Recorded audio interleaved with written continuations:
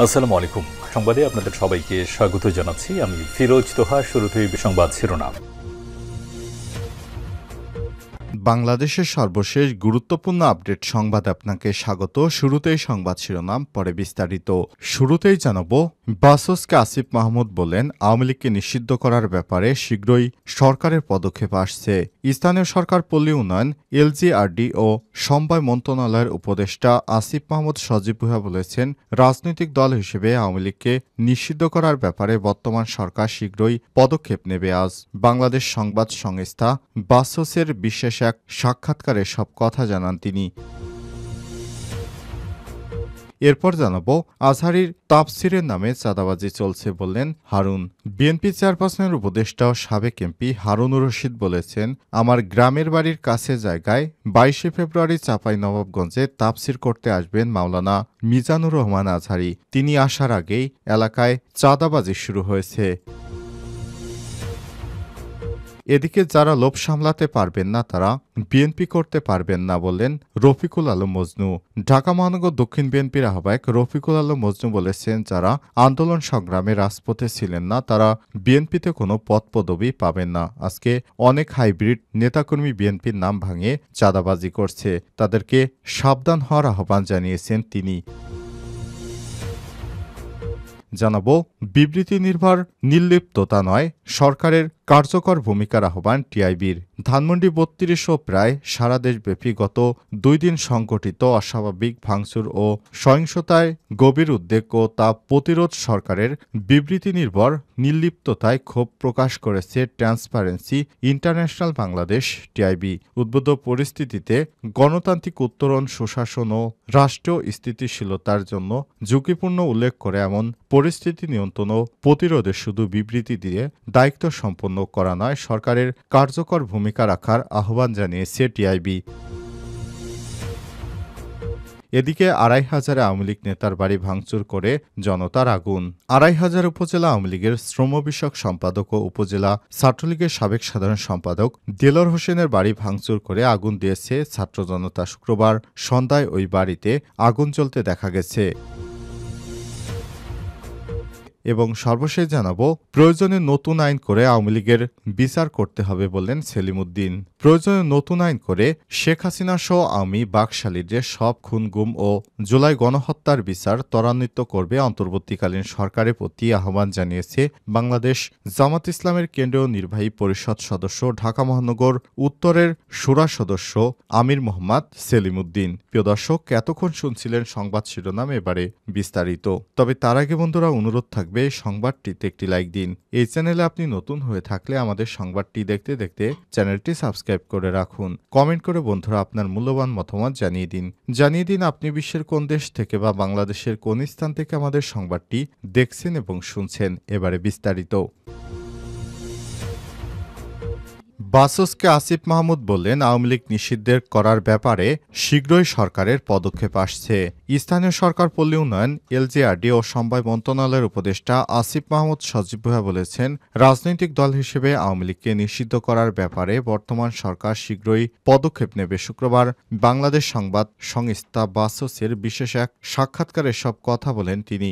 আসিফ মাহমুদ বলেন, প্রথমত এটা অত্যন্ত ইতিবাচক যে আওয়ামী লীগ নিষিদ্ধ করার ব্যাপারে রাজনৈতিক দলগুলোর মধ্যে এক ধরনের ঐক্যমত তৈরি হচ্ছে। দেশের মানুষ তৎকালীন ক্ষমতাসীন ওই দলের অগণতান্ত্রিক এবং একগুঁয়েমির মনোভাব ও কার্যকলাপ মেনে নিতে পারেনি বলেই ৫ই আগস্টের আগে ও পরে তাদের মধ্যে দলটি নিষিদ্ধ করার বিষয়ে ঐক্যমত প্রতিষ্ঠিত হয়েছে। রাজনৈতিক দলগুলোর মধ্যে এমন ঐক্যমত তৈরি হলে সরকারের জন্য যে কোনো সিদ্ধান্ত গ্রহণ করা অত্যন্ত কার্যকর ও সহজ। রাজনৈতিক দল হিসেবে আওয়ামী লীগকে নিষিদ্ধ করার ব্যাপারে সরকার সহসাই কোনো পদক্ষেপ নিচ্ছে কিনা এমন প্রশ্নের জবাবে তিনি বলেছেন, আমি মনে করি সাধারণ মানুষ কিংবা রাজনৈতিক দল যে বা যারা যাই হোক না কেন, আমরা দেশের জনগণকে রিপ্রেজেন্ট করি। ফলে ৫ই আগস্টের পরে জনগণের যে আকাঙ্ক্ষা ও চাপার জায়গা রয়েছে সেগুলোকে প্রাধান্য দেওয়াটাই আমাদের মূল লক্ষ্য হওয়া উচিত বলে মন্তব্য করেছেন তিনি। আজহারীর তাফসিরের নামে চাঁদাবাজি চলছে বললেন হারুন। বিএনপি চেয়ারপারসনের উপদেষ্টা সাবেক এমপি হারুনুর রশিদ বলেছেন, গ্রামের বাড়িতে কাছের জায়গায় ২২শে ফেব্রুয়ারি চাঁপাইনবাবগঞ্জে তাফসির করতে আসবেন মাওলানা মিজানুর রহমান আজহারী। দেশে তার অনেক ভক্ত, তিনি বিশিষ্ট ইসলামী চিন্তাবিদ। এ নিয়ে মাসব্যাপী প্রচারণা চলছে, ১ মাসব্যাপী চাঁদাবাজিও চলছে। এই তাফসির মাহফিলের নামে ব্যাংক, বিভিন্ন শিল্প কলকারখানা, মানুষের বাড়িতে বাড়িতে চাঁদাবাজি চলছে। শুক্রবার চাঁপাইনবাবগঞ্জ পৌরসভার টাউন স্কুল মাঠে এক আলোচনা সভায় প্রধান অতিথির বক্তব্যে সব কথা বলেছেন তিনি বলেন, গণহত্যাকারী, দুর্নীতিবাজ ও গণতন্ত্রের শত্রুদের বিচার এবং অবিলম্বে জাতীয় নির্বাচনের দাবিতে আলোচনা সভার আয়োজন করে চাঁপাইনবাবগঞ্জ পৌরসভা ১৫ নম্বর ওয়ার্ড বিএনপি। এ সময় বিএনপি নেতা হারুনুর রশিদ আরও বলেছেন, আমি মিজানুর রহমান আজহারী ভাইকে অনুরোধ করব, আপনি এসবের হিসাব নেবেন। জামাতের বিভাগীয় সমাবেশ করবেন, তা তাফসির মাহফিলের নামে কেন? ওই তাফসিরে সভাপতিত্ব করবেন জেলা জামাতের আমির আবু জার গিফারি। প্রধান অতিথি হিসেবে থাকবেন জামাত নেতা নুরুল ইসলাম বুলবুল। মানুষে তো বোকা না, এসব বিষয়ে জনগণ সজাগ রয়েছে। সাবেক এমপি হারুন আরও বলেছেন, জামাতের মৌলবাদীতে দেখেছি বিভিন্ন জায়গায় তাফসির মাহফিলের নামে দলীয় সভা করছে।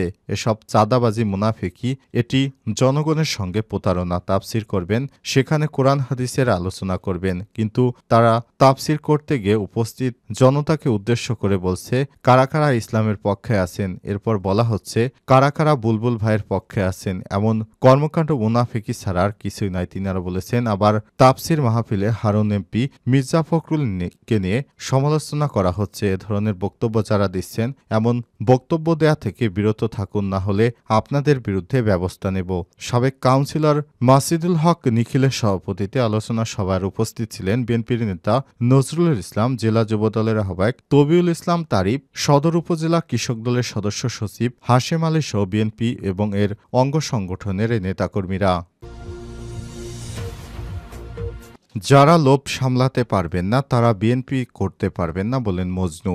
ঢাকা মহানগর দক্ষিণ বিএনপির আহ্বায়ক রফিকুল আলম মজনু বলেছেন, যারা আন্দোলন সংগ্রামে রাজপথে ছিল না, তারা বিএনপিতে কোনো পদ পদবি পাবে না। আজকে অনেক হাইব্রিড নেতাকর্মী বিএনপির নাম ভাঙিয়ে চাঁদাবাজি করছে। যারা লোভ সামলাতে পারবেন না, তারা বিএনপি করতে পারবেন না। শুক্রবার রাজধানীর বিজয়নগরে পল্টন থানা বিএনপির আয়োজিত রাষ্ট্র কাঠামো মেরামতের ৩১ দফা সংস্কার ও জনসম্পৃক্তি ধারাবাহিকতা কর্মসূচির সভাপতির বক্তব্যে তিনি এসব কথা বলেন।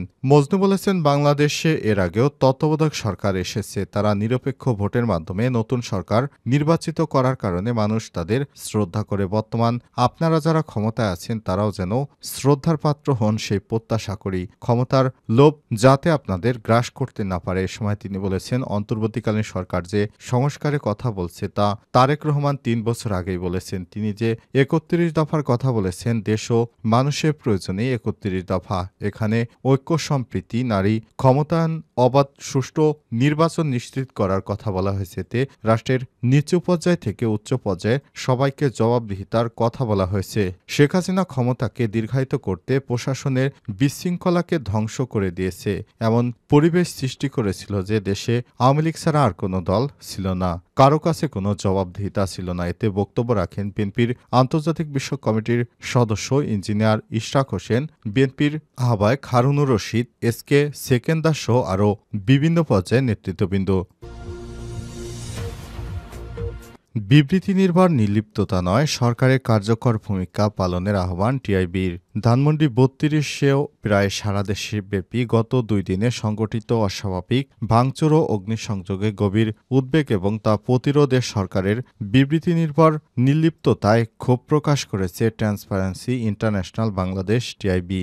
উদ্ভূত পরিস্থিতিকে গণতান্ত্রিক উত্তরণ ও সুশাসন এবং রাষ্ট্রীয় স্থিতিশীলতার জন্য ঝুঁকিপূর্ণ উল্লেখ করে এমন পরিস্থিতি নিয়ন্ত্রণ ও প্রতিরোধ শুধু বিবৃতি নয়, দায়িত্ব সম্পন্ন করা নয়, সরকারের কার্যকর ভূমিকা অপরিহার্য বলেও মনে করছে সংগঠনটি। শুক্রবার সাংগঠনিক এক বিবৃতিতে এই আহ্বান জানায় তারা। ধ্বংসাত্মক তৎপরতার পথ পরিহার করে আইনের শাসনের প্রতি শ্রদ্ধাশীল হওয়ার জন্য সকলের প্রতি আহ্বান জানিয়ে টিআইবির নির্বাহী পরিচালক ড ইফতেখারুজ্জামান বলেছেন, একথা অস্বীকার করার উপায় নেই যে দলীয়করণ ও পরিবারতন্ত্রের সীমাহীন লালসা তাড়িত কর্তৃত্ববাদী শাসনামলে বঙ্গবন্ধু মুক্তিযুদ্ধ ও মুক্তিযুদ্ধের চেতনায় সবচেয়ে বেশি অপূরণীয় ক্ষতি করেছে গণহত্যার দায়ে অভিযুক্ত স্বৈরাচারী শেখ হাসিনা এবং তার দোসররা। বহুমাত্রিক অধিকার হরণের শিকার আপামর দেশবাসীর ক্ষোভের মাত্রা বহুগুণ বৃদ্ধি পেয়েছে পলাতক শেখ হাসিনা এবং তার দেশি বিদেশি সহযোগীদের নির্লজ্জ ও ষড়যন্ত্রমূলক প্রচারণার পরিপ্রেক্ষিতে। তাই আইনসিদ্ধ প্রতিক্রিয়ার পথ অনুসরণ না করে বিশ্বব্যাপী যে প্রতিশোধপ্রবণ ভাঙচুর ও সহিংসতা চলছে তা কোনোভাবেই গ্রহণযোগ্য হতে পারে না। এটি জুলাই অভ্যুত্থান পরবর্তী একটি স্থিতিশীল বাংলাদেশ সম্পর্কে দেশ বিদেশে ইতিবাচক কোনো বার্তা দেবে না। সুতরাং এই নেতিবাচক বার্তা থেকে এই পথ পরিহার করতে হবে।